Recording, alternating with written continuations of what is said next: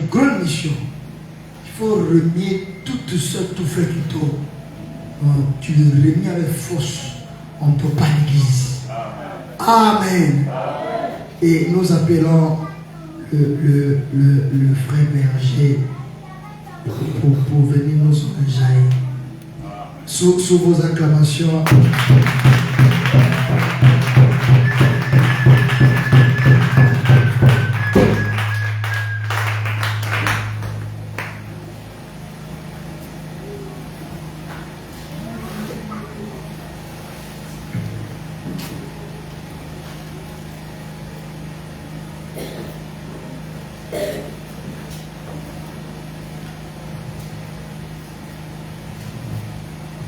Que le Seigneur vous bénisse. Amen.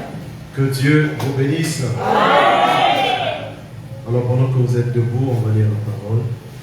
Zacharie chapitre 3, verset 1 jusqu'au verset 3. Nous lirons dans Zacharie chapitre 3, verset 1 jusqu'au verset 3. Il est écrit...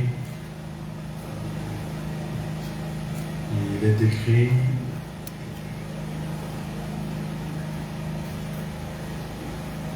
il me fit voir Josué, le souverain sacrificateur, debout devant l'ange de l'Éternel, et Satan qui se tenait à sa droite pour l'accuser.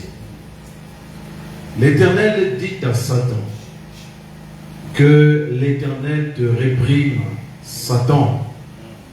Que l'Éternel te réprime, lui qui a choisi Jérusalem.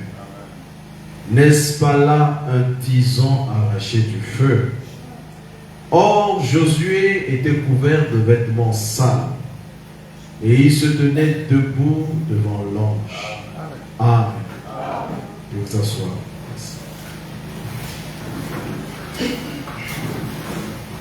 Alors je tiens encore à souhaiter mes meilleurs vœux à tout un chacun de vous. Vœux de bonheur, vœux de prospérité, vœux de joie. En tout cas, tout ce que vous voulez de bien, vous recevez ça. Maintenant, si vous voulez encore recevoir plus, Amen. Suivez simplement ce qui sera dit et restez connectés. Amen. Alors ce matin, je vais donc apporter un message qui fera suite aux réunions qui se sont déroulées le 27 et le 28, dont le thème apporté sur le message de grâce. Amen. Je vais donc aller dans la même lancée, mais je vais prendre un sous-thème que nous allons intituler « Acquitté ». Amen. Acquitté. Essayons de comprendre un peu ce message de grâce et le sous-thème acquitté. Le message de grâce est une faveur imméritée accordée aux hommes. Est-ce que quelqu'un peut dire faveur imméritée? Faveur imméritée. Il affirme que le salut est un don gratuit de Dieu, reçu par la foi et non une récompense méritée par les efforts humains. En d'autres termes, parler d'un message de grâce veut simplement signifier la souveraineté de Dieu pour les hommes. Amen. Il n'est pas question de ce que l'homme fait ici. Il est question de ce que Dieu fait pour vous. Amen. Et le récit le plus illustratif du message de grâce nous est raconté dans la brochure L'amour, prêchée le 13 mars 58, à partir du paragraphe 9, je paraphrase. Il est question là du président Abraham Lincoln. Et pendant qu'il était président, il y avait un homme qui avait été condamné à mort. Et cet homme avait un ami.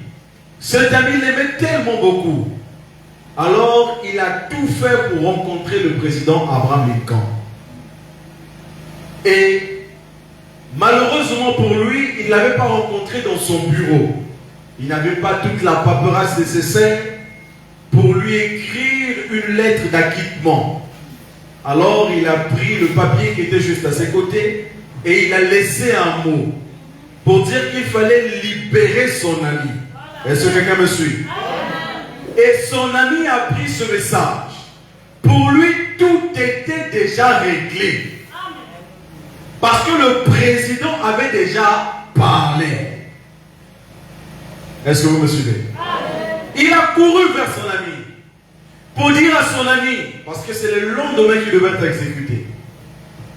Et quand il arrive à la prison, le voilà qui était là, prêt à être exécuté. Il dit, mon ami, je viens d'obtenir une grâce présidentielle pour toi. Il dit, ne te moque pas de moi. De quelle grâce parles-tu? Il dit, voilà le papier signé par le président Abraham Lincoln. Oui. Mais le monsieur n'a pas cru en cela. Il avait un papier déchiqueté qui n'avait pas une forme officielle. Pour lui, le président n'avait pas parlé. Il se disait que c'était son ami, qu'il jouait un coup. Il a rejeté la grâce de Dieu. Ce jour-là, il devait être libéré. Mais il a refoulé la grâce. Il a finalement été tué. Et quand il a été tué, la nouvelle est parvenue au président Abraham Lincoln. Et l'affaire est allée au tribunal. Et quand l'affaire va au tribunal, alors le juge a rendu cette décision. Une grâce est considérée comme une grâce que si vous la recevez comme étant grâce. Amen. Est-ce que quelqu'un peut dire amen? Si la grâce de Dieu vous est donnée et que vous individuellement vous la rejetez, cette grâce devient disgrâce pour vous. Amen. Et donc la parole de Dieu, c'est celle-là qui nous donne la grâce. Et je suis en train de vous apporter un message de grâce. Amen. Et le mot acquitter, ou le verbe acquitter, veut dire libérer d'une obligation, d'une dette. Tu avais une dette et on vient payer cette dette-là. On dit que tu as acquitté. Tu es libre de ta dette. Ça veut aussi dire déclarer par jugement un accusé non coupable. Le juge vient, il voit ton cas, il l'examine et il dit que tu es non coupable. On dira que tu es acquitté. Alléluia. Nous avons posé les bases. Maintenant, entrons dans notre sujet. Nous parlons de l'acquittement. Et nous avons lu tout à l'heure un passage dans Zacharie au chapitre 3, montrant qu'il était la question de Josué le souverain sacrificateur, ainsi que de Zorobabel, qui était également un gouverneur de l'époque. Amen. Et donc, nous sommes là après le retour d'Israël dans leur patrie. Amen. Et nous sommes là autour de 520 avant Jésus-Christ. Et à cette époque, c'était l'empire perse qui dominait le monde. Alléluia. Et donc, Zacharie ici, il a prophétisé pratiquement la même année que le prophète Agé. Vous connaissez le prophète Agé? Vous pouvez lire Agé chapitre 1, verset 1. Et Zacharie 1, verset 1. Amen. Et donc, Juda est dans sa province. Juda est dans sa patrie. Et à l'époque, Juda était une province perse. Amen. Et Zorobabel, c'était donc celui qui avait établi gouverneur. Et il était un descendant de David. Alléluia. Et dans Agé 1, verset 14, il nous est dit que l'Éternel réveilla l'esprit de Zorobabel, fils de Shealtiel, gouverneur de Juda, et l'esprit de Josué, fils de Jotsadak, le souverain sacrificateur, et l'esprit de tout le reste du peuple. Ils vinrent et ils se mirent à l'œuvre dans la maison de l'Éternel dès armées leur Dieu. Donc en revenant dans leur patrie, ils se mirent à travailler. Donc le représentant civil, c'était Zorobabel. Et le représentant religieux, c'était Josué. Est-ce que quelqu'un me suit? Et ce Josué-là, il était un descendant de Lévi. Amen. Et donc la situation sociale et morale, après le retour de l'exil, était très difficile. Il y avait beaucoup de découragement. Il y avait beaucoup de pauvreté et beaucoup de conflits internes. Et sur le point de vue religieux, il y avait beaucoup de négligence. Amen. Et donc le peuple était spirituellement affaibli. Parce que l'exil avait tout son poids sur eux. Est-ce que quelqu'un me suit? Et donc le peuple se posait une question. Est-ce que l'Éternel répond toujours à la prière? Alléluia.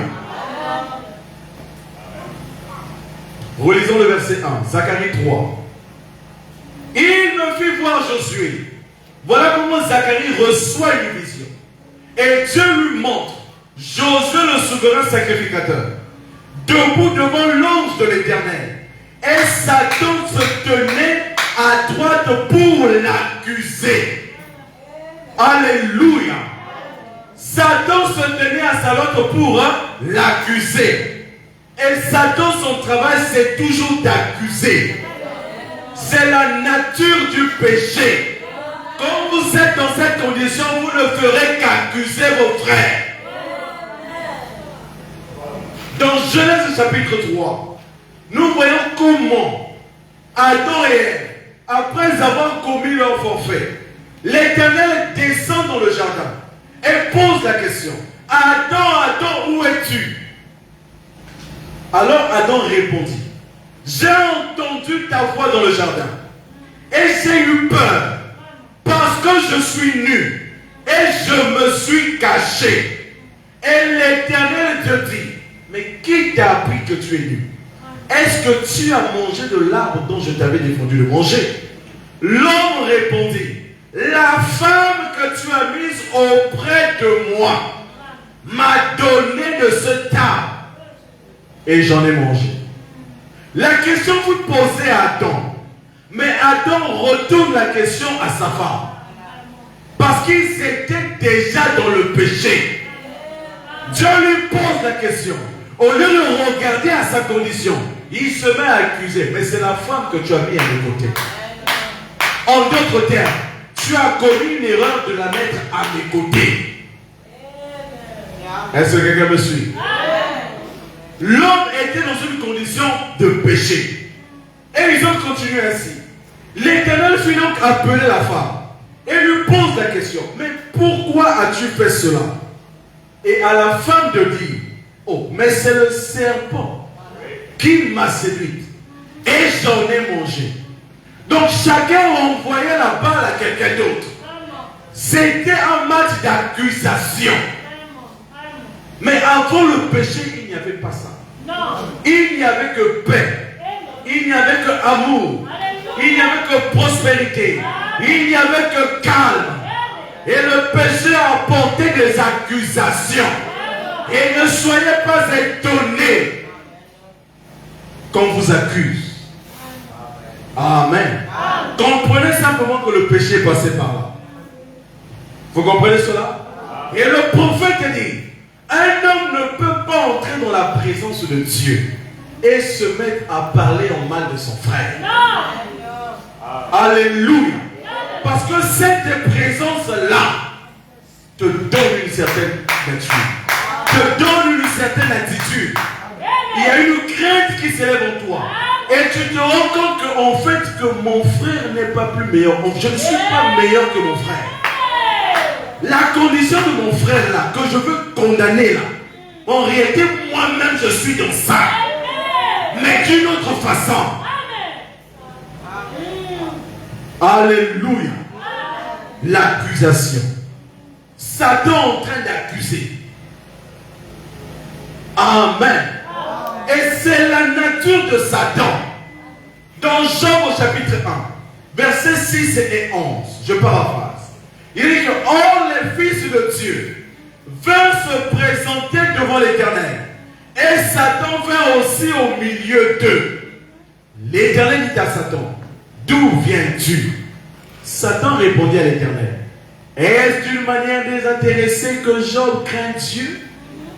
Alléluia. En d'autres termes, il veut dire, Satan accuse indirectement Job, mettant en doute sa motivation, sa fidélité, sa justice envers Dieu.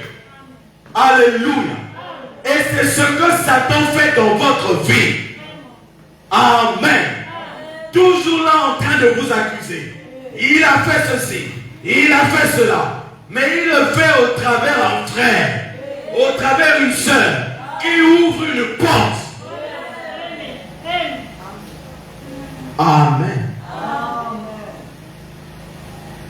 Et dans Apocalypse 12, verset 10, la Bible dit que l'accusateur de nos frères, celui qui les accusait devant notre Dieu jour et nuit, a été précipité. Donc celui qui précipitait les frères, les fils de Dieu, a été précipité. Et ce soir, il sera aussi précipité. Amen. Alléluia. Satan est un accusateur. Aujourd'hui, il a changé de stratégie. Qu'est-ce qu'il fait? Il met en toi un sentiment de condamnation, d'un péché que tu as déjà réparé, que tu as déjà corrigé. Il met en toi une pensée, et cette pensée s'accroche en toi, au point où tu ne peux plus avancer, tu ne peux plus évoluer. C'est Satan qui te maintient dans un système. Alléluia. Parce que sa mission, c'est d'accuser. Quand vous voyez cela, comprenez que Satan est là. Dans la brochure La foi est une ferme assurance, prêché le 12 avril 47, à partir du paragraphe 28. La Bible dit, le prophète dit, l'heure est arrivée où les yeux des gens sont tellement aveuglés par les soucis du monde et d'autres soucis qu'ils ne voient même pas Dieu. L'heure est arrivée que les gens ne parviennent même plus à voir Dieu, parce qu'ils mettent tellement en eux les soucis du monde. Ils n'arrivent même plus à voir Dieu. Ils n'arrivent même plus à sentir Dieu. Quand ils se mettent à prier, ils ne sentent plus cette onction-là. Parce que Satan se met à constamment t'accuser. Tu as en toi ce sentiment de condamnation. Parce que Satan, c'est l'accusateur de nos frères. Il est juste au milieu d'eux. Et il passe à côté. Comme il en était au temps de Christ. Il en manquait de le reconnaître. Alléluia. Satan ne voudra jamais que tu vives pieusement la vie chrétienne. Il fera tout pour te mettre les bâtons dans les roues. La Bible dit que tous ceux qui vivent pieusement en Jésus-Christ seront persécutés. Jésus vivait la vie chrétienne. Il guérissait les malades. Il apportait le salut aux hommes. Mais les pharisiens ne l'appréciaient pas. Au point où ils sont allés l'accuser chez les Romains. Alléluia. Vous comprenez que cet esprit-là n'a pas seulement commencé à l'époque de Jésus. Ça a commencé depuis le commencement. Alléluia. On l'a accusé. Il a fait ceci. Il ne respecte pas la loi de César. Il est en train de briser la loi, le commandement de Moïse. Il est en train, toujours des accusations. C'était des fils du diable. Alléluia.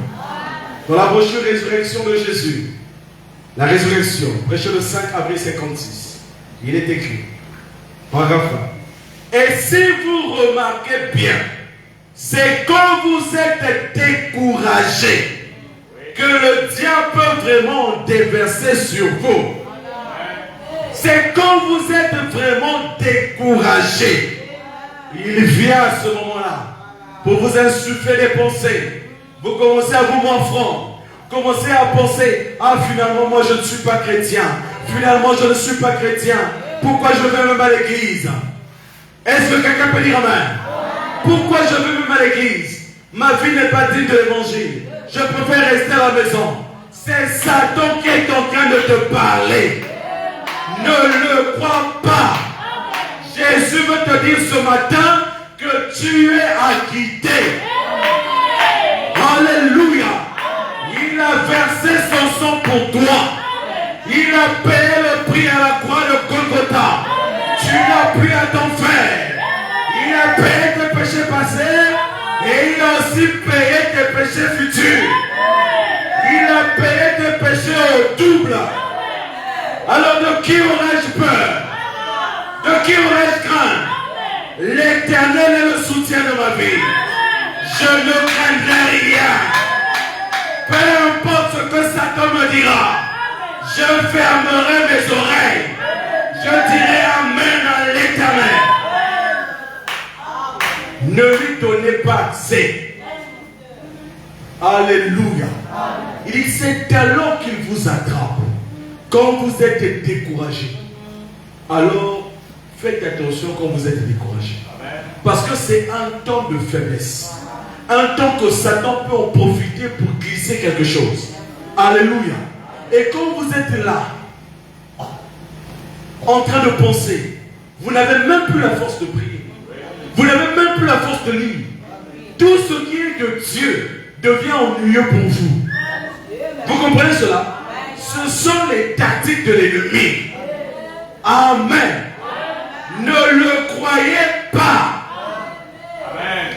Si vous venez à l'église et que vous dites, eh bien je ne sais pas. Je ne sais pas si je vais aller mieux ou pas. Les gens le disent. Ils viennent à l'église jour après jour. Il est ponctuel à l'église. Mais sa vie ne change toujours pas. Ou encore le problème sur lequel il est en train de prier ne trouve toujours pas solution. Mon frère, chaque chose a un temps avec Dieu. Dieu connaît à quel moment il ouvrira les écluses des cieux pour toi. Il sait à quel moment il déversera ses bénédictions. Mais pour l'instant, il est en train de te tailler. Accepte la correction de Dieu. Alléluia. On a prié pour moi 2 fois. Oh là là, vous feriez tout aussi mieux de rentrer à la maison. C'est tout.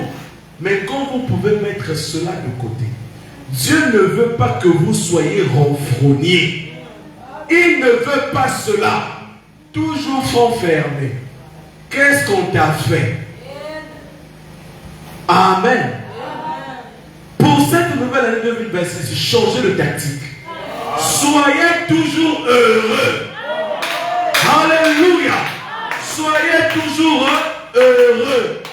Dieu veut que vous soyez heureux. Le cœur humain a été créé pour être heureux.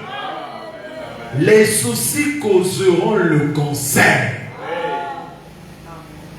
La colère causera le cancer. Ne soyez jamais bouleversés. Jamais bouleversés. Peu importe la situation, peu importe la gravité de la situation, ne soyez jamais bouleversés. Souvenez-vous de ces paroles. Ne soyez jamais bouleversés. Marchez simplement dans son amour, sachant que vous marchez en lui, que rien ne peut vous nuire. Est-ce que quelqu'un peut dire amen à cela? Rien ne peut vous nuire. Il n'y a rien qui puisse vous nuire. Aucune puissance. Ni les choses présentes, ni les choses à venir. Rien ne peut nous séparer de lui. Alléluia. Quand l'apôtre Paul fait cette déclaration, amen, il avait vécu des dures épreuves. Mais malgré ces épreuves-là, il a déclaré que ni la mort, ni la maladie, ni même les anges, la la souffrance, la disette ne peut m'éloigner de l'amour de Dieu. Parce que cet amour est tellement fort. Quand cet amour vient dans votre cœur, cela vous donne la foi pour triompher du monde. Alléluia. Et le prophète dit, qui a plus de puissance que Dieu? Point d'interrogation. Ainsi, sous quel genre de puissance vous êtes soumis pour qu'elle s'occupe de vous? Certainement. Il veille sur vous. Voilà le genre de Père que nous avons. Il veille sur vous. Donc Satan s'est mis devant l'Éternel. Il n'avait même pas peur de l'ange de l'Éternel. Il est venu pour accuser Josué le souverain sacrificateur. Il est venu pour l'accuser. La Bible dit au verset 3 de Zacharie 3. Or, Josué était couvert de vêtements sales. C'était évident. C'était là. C'était pas un mensonge. Mais il était réellement couvert de vêtements sales. Et il se tenait debout devant l'ange. Amen.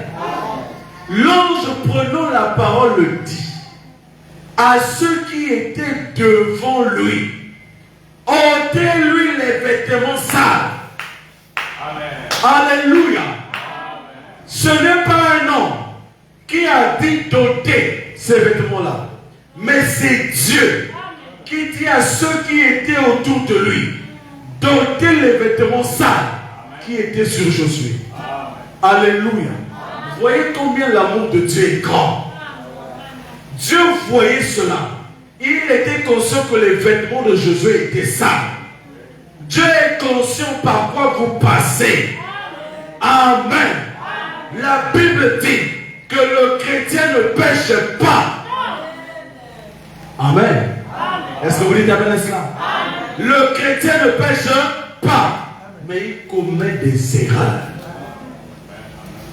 Et vous pensez que Dieu n'a pas vu toutes ces erreurs? Il n'a pas vu toutes ces erreurs que vous avez commises en 2025. Il a vu cela. Mais il te dit ce matin, ôtez-lui ses vêtements sales. Ôtez-lui ses vêtements sales. Mais Dieu n'ôte pas pour le plaisir d'ôter, mais il ôte pour te revêtir de quelque chose. Est-ce que quelqu'un peut dire amen? Et puis il dit à Josué, vois, je t'enlève ton iniquité. Alléluia. Dieu lui-même, il te regarde par son amour infini. Il dit, oh mon fils, oh ma fille, viens. Il te nettoie par son sang. Il te purifie par son sang. Et il te revêt une robe. Et il te dit, vois, je t'enlève ton iniquité. Et je te revêt ta vie de fête. Alléluia. Ne soyez plus dans la tristesse. Car Jésus a dit que tout est accompli. Il n'a pas porté la croix pour rien. Mais il a porté cette croix pour toi et moi. Alléluia. C'était une œuvre parfaite. Cette œuvre n'était pas inachevée. Elle était achevée. Et l'œuvre de la croix a encore sa valeur ce soir. L'œuvre de la croix a encore sa puissance ce soir. Est-ce que quelqu'un peut dire amen? Amen. Il dit, vois, je t'enlève ton iniquité. Je te revêt d'habits de fête. Alléluia. Je te revêt. L'Éternel lui-même se décide de te revêtir de nouveaux vêtements. Oui, il te revêtira d'une nouvelle robe cette année. Est-ce que quelqu'un peut dire amen à cela? Il te revêtira d'une nouvelle année, d'une robe cette nouvelle année. Et la robe est le type du Saint-Esprit. Il te revêtira de cela. Si tel est le désir de ton cœur, il va te donner cette robe, ce vêtement de fête. Est-ce que quelqu'un peut dire amen? Je dis qu'on mette sur sa tête un turban pur. Et ils mirent un turban pur sur sa tête et ils lui mirent des vêtements. L'ange de l'Éternel était là. Donc ça se faisait devant Dieu. Amen. Satan est venu pour accuser. Mais Dieu dit, je n'entends pas tes accusations. Il dit, bon, mon fils vient pour montrer à Satan que tu es mon fils et que j'ai le mot d'ordre sur toi. J'entre ton iniquité. Je te revêt dans l'habit de fête. Et Satan il est là, il voit ce que Dieu fait avec toi. Alléluia. Oh, je prie que cette année soit une année de gloire pour toi. Parce que l'Éternel, il le fera devant Satan. Il te revêtira dans l'habit de fête. Il t'élèvera. Ceux qui t'accusaient, ils verront de leurs yeux les exploits que l'Éternel fera avec toi. Ça ne se fera pas à l'insu du diable. Il sera là. Il fera ce que Dieu fera avec toi. Amen. Pour montrer à Satan, malgré tes accusations, moi je les aime. Alléluia. L'amour de Dieu est incomparable. Qui peut sonder l'amour de Dieu? Cet amour est incomparable. Il est tellement haut qu'on ne peut le surmonter. Tellement bas qu'on ne peut le renverser. Tellement large qu'on ne peut le contourner.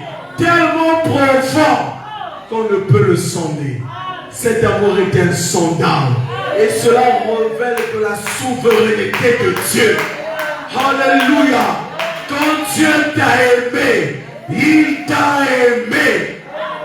Personne ne peut dire le contraire. Il t'a aimé.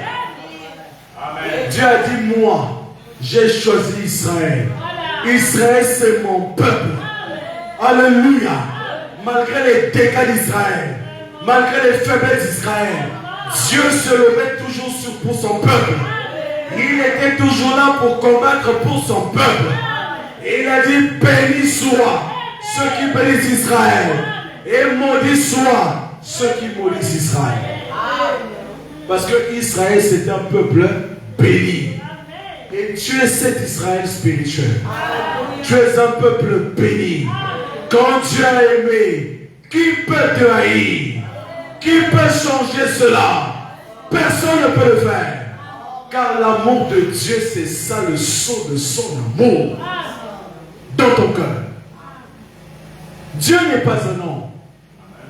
Il aime aujourd'hui et demain il t'aime plus. Non, non, non, non. Ça, ce sont des hommes. L'homme, il t'aime parce que tu fais des bonnes choses pour lui. Mais quand il s'agit de Dieu, il t'aime. Que tu sois dans ta bassesse, que tu sois dans ton moment de gloire, il t'a déjà aimé. Il t'a déjà choisi. Il t'a déjà mis à l'écart. Tu es son enfant. Il dit, ça c'est mon enfant. Ça c'est ma fille. Ça c'est mon fils. Tu es le fils de Dieu. Tu es la fille de Dieu. Et Dieu a décrété cela dans le ciel et sur la terre. Que Satan l'entende. Tu es l'enfant choisi de Dieu. Et rien ne peut changer cette destinée-là. Alléluia. Crois simplement sa parole. Et tu y arriveras. Malgré tes erreurs. Malgré tes manquements. Même si tu boitilles, tu finiras par entrer. Tu finiras par y arriver. Même si tu n'arrives pas à marcher, tu vas arriver au ciel même en rampant. Parce que son amour avait déjà décrété que tu entreras. Personne ne peut arrêter cela.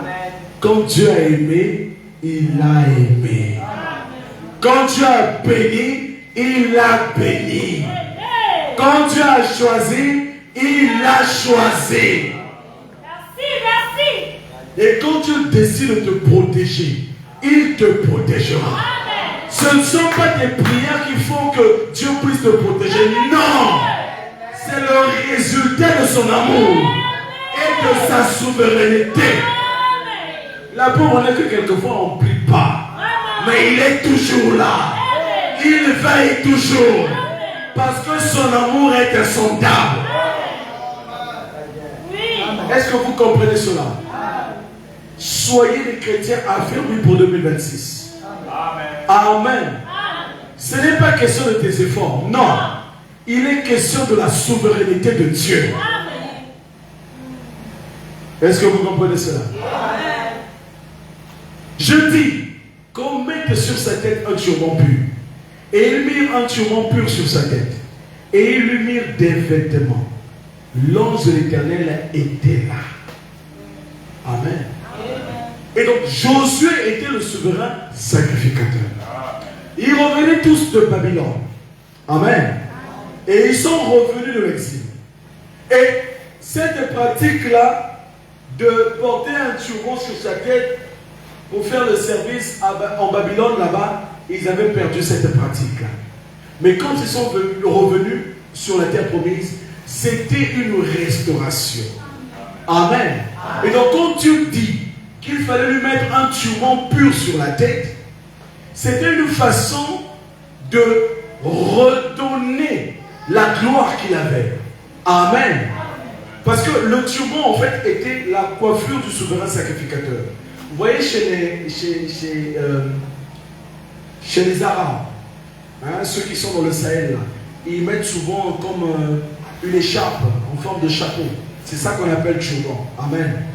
Mais il y a dans la Bible turban qu'on appelle aussi parfois tiare. Ou parfois vous retrouvez cela sur le nom de diadème. Donc c'est une longue écharpe en fin lin. Amen. Vous pouvez lire Exode 28, verset 39. Que le sacrificateur mettait sur sa tête. Donc ça faisait partie des vêtements qu'il portait pour faire le service. Et donc Dieu dit qu'on lui mette le turban pur sur sa tête. Donc Dieu expiait ses péchés. Dieu décidait d'ôter son iniquité. Dieu décidait de le rendre justice. Amen. C'est ça l'amour de Dieu pour les âmes. L'amour de Dieu est différent de ce que l'homme peut penser. Quelquefois l'homme peut se dire que ah là Dieu ne m'aime plus. J'ai tellement trop gaffé. J'ai tellement trop commis d'erreurs. Est-ce que Dieu va encore m'aimer? Mon frère, je te dis qu'il t'aimera encore. Ça, ce sont des calculs humains. Tu penses ainsi en tant qu'homme. Mais l'amour de Dieu est continuel. Alléluia. Il ne commence pas une chose pour l'arrêter en chemin. Mais quand il commence, il va jusqu'au bout. Alléluia. Et donc le turban était le symbole de la restauration du sacerdoce. Donc Dieu est en train de restaurer le sacerdoce. Amen. Parce qu'il a fait de nous aussi un royaume de sacrificateurs. Pour Dieu. Apocalypse 1, verset 6. Il a fait de nous un royaume de sacrificateurs pour Dieu son Père. À lui soit la gloire et la puissance au siècle des siècles. Amen. Zacharie 3, verset 5. Les vêtements sales et le changement d'habit. Ici, vous voulez simplement dire que Dieu ôtait son péché. Amen. Il venait ôter cette indignité spirituelle pour le revêtir d'une dignité spirituelle. Alléluia.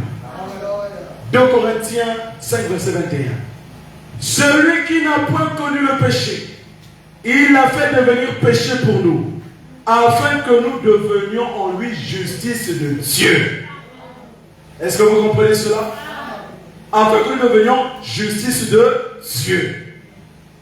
Donc Dieu qui était saint, Dieu qui était pur, est devenu justice de Dieu. Et qu'est-ce que je dis? Dieu qui était saint, il est devenu péché. Et l'homme est devenu justice. Amen. Donc, il a pris notre place et nous avons pris sa place. Alléluia. Ésaïe 61, verset 10. Je me réjouirai en l'Éternel, mon âme sera ravie d'allégresse en mon Dieu, car il m'a revêtu les vêtements du salut. Il m'a couvert du manteau de la délivrance, comme le fiancé sort d'un diadème, comme la fiancée se pare de ses joyaux. Amen. Romains 3, verset 23. Car tous ont péché et sont privés de la gloire de Dieu. Et ils sont gratuitement justifiés par sa grâce. Alléluia. Par le moyen de la rédemption qui est en Jésus-Christ. Il n'y a donc maintenant aucune condamnation pour ceux qui sont en Jésus-Christ. Il n'y a aucune condamnation. Ce matin, dis que tu es sans péché. Tu rentres en 2026 étant sans péché. Est-ce que quelqu'un peut dire je suis sans péché? Je suis sans péché. Je suis saint. Je suis saint. Je suis pur. Je suis pur. Amen. Il n'y a aucune condamnation pour ceux qui sont en Jésus-Christ. Car c'est par la grâce que vous êtes sauvés par le moyen de la foi. Nous ne sommes que sauvés que par grâce. Et cela est un don de Dieu. Ce n'est point par nos œuvres, afin que personne ne se glorifie. Alléluia. Nous sommes sauvés uniquement par grâce. Le message que j'aimerais t'adresser ce matin, c'est de dire simplement, ne te morfonds plus dans tes pensées. Dieu a tout réglé pour toi. Amen. Il a payé le prix pour toi. Et ce sacrifice-là a encore de sa valeur. Alléluia. Écoute ceci, mon frère. Dans la brochure, il jura par lui-même. Prêché le 12 décembre 54. Paragraphe 102. Jésus-Christ, peu importe même s'il a été dans une tempête et qu'un grand vent faisait balloter le bateau de part et d'autre, ou qu'il se tenait devant une multitude de démons, s'il se tenait quelque part, cela ne l'a pas ébranlé. Cela ne l'a pas ébranlé. Il est resté zen. Il est resté calme parce qu'il savait qui il était. Il marchait calme, carrément tout aussi calme et tranquille qu'il le pouvait. Pourquoi? Il ignorait simplement la peur et tout ce qui l'entourait. Oublie tes échecs. Oublie ce qui te fait peur. Avance avec Dieu. Marche avec Dieu. Que cette année soit pour toi une année de défi. N'aie crainte. Marche avec Dieu. Ignore ceux qui te combattent. Ignore-les. Laisse Dieu combattre pour toi. Alléluia. Si en 2025, tu consacrais tout ton temps à ne prier que pour ça, cette année-ci, change de façon de faire. Laisse Dieu faire ton palabre. Laisse Dieu combattre pour toi. Et des regards sur ta vision. Alléluia. Tu as une requête. Et des regards sur ça. Que les vents viennent. Que les vents te secouent. Dis simplement à Dieu, Seigneur, souviens-toi de moi. Occupe-toi de cette affaire. Mais moi j'ai de plus important. Je dois atteindre mon objectif. Amen. Si la chose allait, il ignorait simplement la peur et tout ce qui l'entourait. Si la chose allait s'accomplir ou pas, il était sûr que ça s'accomplirait parce que Dieu l'avait dit. Il ne disait pas, oh, je me demande si j'ai prié sérieusement. Je me demande si j'ai jeûné assez longtemps. Je me demande si j'ai fait telle chose. Il marchait carrément sans y faire attention. Est-ce que vous comprenez cela? C'est juste. Il croyait que ce que Dieu avait dit était la vérité. Les Écritures devaient s'accomplir. Cette année, on ne va pas aider Dieu. Tu fais ta part, Dieu fait sa part. Est-ce que quelqu'un peut dire amen à cela? Sachez parler à Dieu. Faites de Dieu votre partenaire. Seigneur, pour cette année-ci, je fais ma part. Toi aussi, tu fais ta part. Alléluia. Il croyait que Dieu, que ce que tu avais dit était la vérité. Et vous également, Vous êtes ici pour accomplir cela. Amen. Marchez en ignorant la peur. Tu as peur pourquoi? Pourquoi as-tu peur d'entreprendre? Pourquoi as-tu peur d'accomplir ce projet qu'il y a dans ton cœur? Pourquoi as-tu peur d'avancer? Pourquoi as-tu peur de t'abandonner à Dieu? Tu as peur de quoi? Marche en ignorant la peur. Marchez tout en ignorant les critiques. Ignorez ce qu'on vous dira. Ignorez toutes ces choses-là. Faites comme Élie. Élisée, est-ce que tu sais que ton maître sera enlevé? Il dit oui, je sais. Taisez-vous. Alléluia. C'est ça que nous devons faire en 2026. On te critique, on dit des choses. Dites-leur simplement, taisez-vous. Et concentrez-vous sur l'objectif. Ne soyez pas distraits. Ne vous attardez pas aux critiques. Il m'a dit ceci, il m'a fait ça. Laissez ça. Ignorez les critiques. Marchez en ignorant le monde. Marchez tel que vous marchez en Christ. Marchez avec lui, sans prêter attention à ce qui se passe à votre droite ou à votre gauche. Continuez simplement d'avancer. Alléluia. Ne vous arrêtez pas en 2026. Continuez. Continuez à avancer. Continuez à marcher. Si tu prenais le temps, un tel me critique, un tel a dit ceci sur moi, tu t'arrêtes, tu te mets à penser, ah finalement c'est vrai, ne le fais plus. Ignore cela. Avance. Avance. Dis j'avance. J'avance. J'avance. Lorsque quelque chose survient dans l'église, marchez avec Dieu. Alléluia. Marc 16. Marchez avec Dieu. Alléluia. Si la maladie vous frappe, marchez avec Dieu. Si le voisin ne vous aime pas, marchez avec Dieu. Amen. Si on vous dit que celui-là il est pauvre, il n'a rien, marchez avec Dieu. Ignorez-les. Continuez simplement à marcher avec Dieu. Marchez avec Dieu. Si le médecin dit que vous allez mourir, marchez avec Dieu. Si le médecin dit que vous ne pouvez pas vous rétablir, marchez avec Dieu. Marchez simplement avec Dieu. C'est tout. Car Dieu vous a promis. Je ne te délaisserai point. Je ne t'abandonnerai point.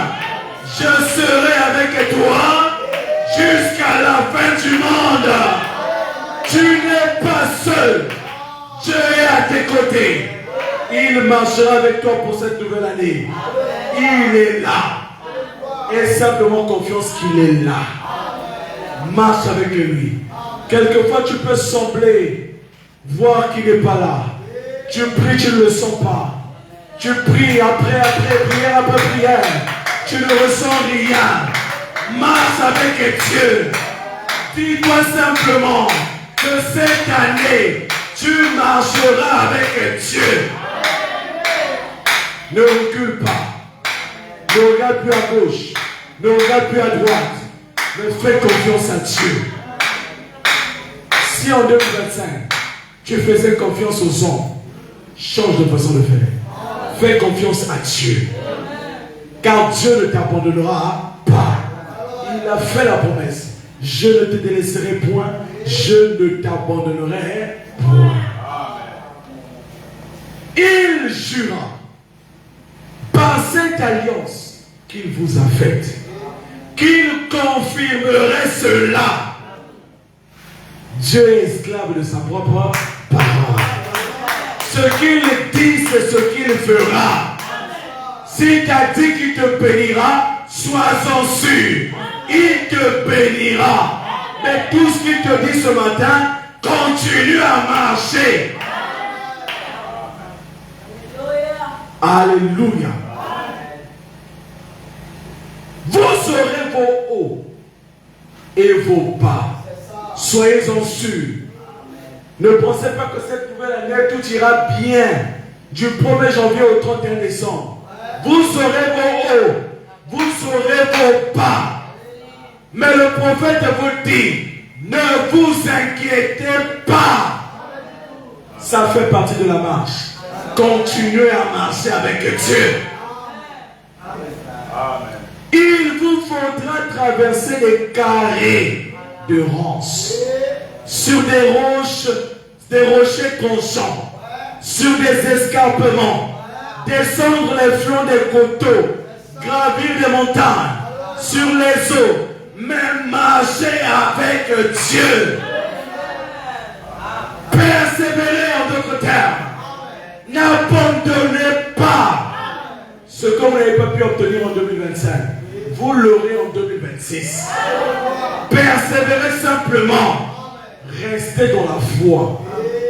Amen.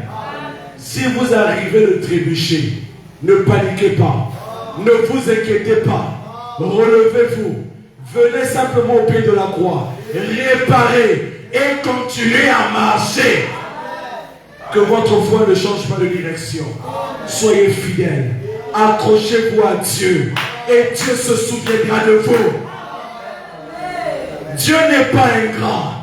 Il n'oublie pas vos sacrifices.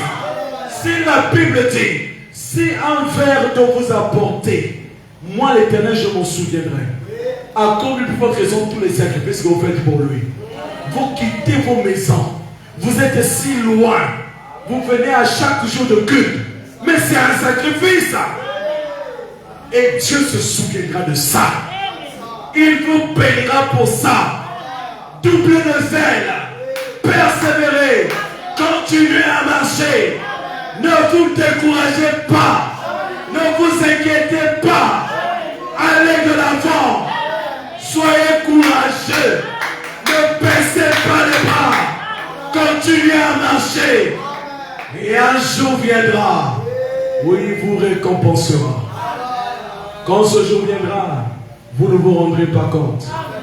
Les écluses des cieux s'ouvriront et il commencera à vous faire du bien. Le poids qu'il avait dans votre cœur sera désormais allégé. Parce que lui-même, le bon berger, il a porté ce fardeau sur lui. Alléluia! Dieu n'est pas injuste. Il sait récompenser ses enfants. Tout ce qu'il vous demande, continuez à marcher avec Dieu. Il vous dit ce matin que vos péchés ont été pardonnés. Ne regardez ni à gauche ni à droite. Ne regardez pas vos péchés passés. Il a déjà réglé ça. Regardez devant. Avancez. Peu importe ce que les hommes peuvent dire, fermez les oreilles. Mais pour cette année, fixez-vous des objectifs. Dites à Dieu, Seigneur, pour cette année-ci, voilà ce que je veux. Et veillez sur ça. Persévérez dans la foi. Continuez à marcher avec Dieu. Et il se souviendra de vous. Alléluia. Oui, frère. Le message de grâce, c'est pour vous. Le message de grâce, c'est pour vous dire qu'il ne vous a pas abandonné. Vous avez certainement passé une année difficile. Mais n'oubliez pas que, peu importe la durée de la nuit, le soleil finira toujours par apparaître. Alléluia. C'est la loi de Dieu. Alors accrochez-vous simplement à sa parole. Et Dieu vous fera du bien. Que le Seigneur vous bénisse richement. Shalom.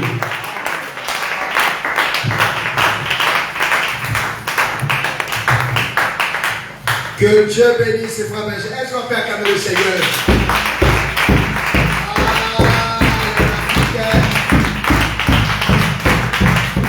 Vous que Dieu a restauré, mais vous vous laissez emporter par le sommet. Oh, ça il restaure encore une fois. Les restaurés n'attendent pas comme ça. Hein? Il y a des restaurés ici. Est-ce qu'il y a des restaurés? Donnez les acclamations des restaurés.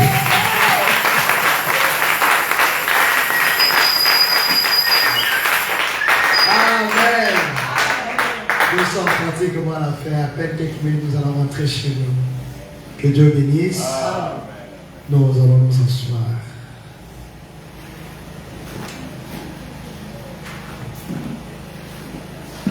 Il nous reste 30 minutes pour rentrer à la maison. Depuis un certain temps, je dirais que ça fait déjà beaucoup d'années que je donne un thème pour l'année et je travaille en fonction de ce thème-là. Et donc, tout à l'heure, je vais vous révéler le thème de cette année 2026. Amen. Abidjan aura son thème, maintenant aura aussi son thème. Que le nom du Seigneur soit béni. Et le thème de l'année 2026, c'est tout simplement avec Dieu nous ferons des exploits. Amen. Et je crois que dans 1 à 2 semaines, nous allons faire une bâche là, nous allons mettre ça juste à côté là, le thème de l'année. Et Abidjan, ça sera le réveil spirituel. Amen. Que le nom du Seigneur soit béni. Et lorsque je donne un thème, je travaille en fonction de ça. Et le thème de l'année 2025, c'était l'œuvre missionnaire. Donc, il fallait vraiment se donner à tout ce qui est l'œuvre missionnaire. S'il faut se sacrifier, s'il faut tout faire, il faut que cela rentre vraiment dans le cadre de l'œuvre missionnaire. Et Dieu m'a beaucoup béni en 2025. Là, je vous dis vrai, Dieu m'a beaucoup béni. Je ne peux pas investir en Jésus sans que le Seigneur te bénisse au retour. Le Seigneur m'a beaucoup béni, je lui suis reconnaissant. Amen. Et je t'encourage à faire mieux. Et le Seigneur te bénira aussi. Donc pour cette année 2026, je vous souhaite les meilleures et les bonnes choses. Amen. Que vos projets réussissent. Et vous qui cherchez des enfants, recevez des enfants dans le Seigneur Jésus. Vous qui avez des projets mais n'ayant pas de financement, l'or et l'argent lui appartiennent. S'il prend soin de moi, il est plus que capable de financer vos projets. Et je le déclare, je le confesse au nom du Seigneur Jésus. Et vous qui êtes souffrants, que l'onction de la guérison vous visite au nom du Seigneur Jésus.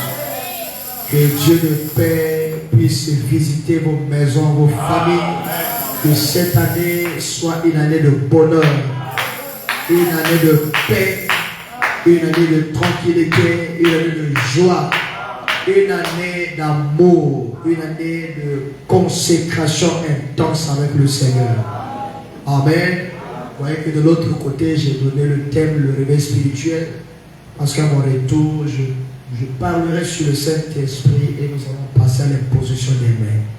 Et donc, ce thème-là va nous aider à cadrer notre inspiration, nos pensées sur tout ce qui peut amener l'Église